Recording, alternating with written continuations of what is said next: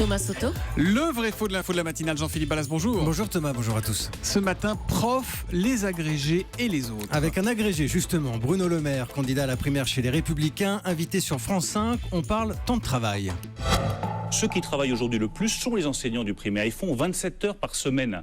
De l'autre côté, vous avez des professeurs certifiés ou des professeurs agrégés, 15 heures d'obligation horaire par semaine.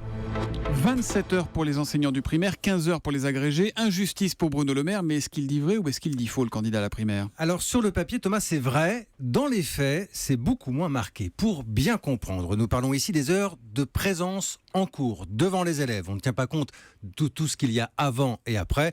La préparation, les corrections des copies, les réunions de parents d'élèves, etc. etc. Non, mais ça, c'est difficile à quantifier, non ? Eh bien, figurez-vous qu'il y a une enquête de l'INSEE sur le sujet, une enquête assez détaillée. Alors, c'est du déclaratif, mais au total, un professeur des écoles dit travailler 44 heures par semaine et un professeur agrégé 39 heures. Alors, c'est toujours moins, 39 heures, on est d'accord.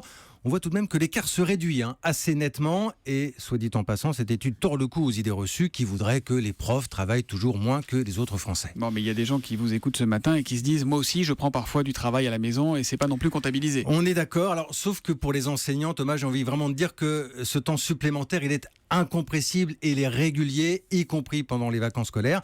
Et puis pour les agrégés, il y a tout ce qu'on appelle le travail de recherche. Mais justement, Jean-Philippe, un prof agrégé qui travaille en lycée, par exemple, qui fait donc moins d'heures que les autres, est-ce qu'il a quand même du temps à consacrer à la recherche ? Alors ça, c'est l'argument de Bruno Le Maire qui dit non et qui dit donc qu'il faut demander à ses profs plus d'heures de cours dans un souci de justice et d'efficacité. Alors, c'est un débat. J'en ai parlé à plusieurs enseignants hier soir. Certains vous disent que oui, les agrégés sont une sorte de caste à part. Caste, c'est vraiment le mot que j'ai entendu. En même temps, c'est pas donné à tout le monde d'être agrégé. Et la plupart disent aussi que c'est pas forcément pertinent d'opposer, de comparer des classes primaires et des cours lycée, par exemple. Alors, c'est pas question de dire que l'un est plus noble ou plus difficile que l'autre. Je pense qu'il y a des profs agrégés qui seraient totalement largués en classe de CE1.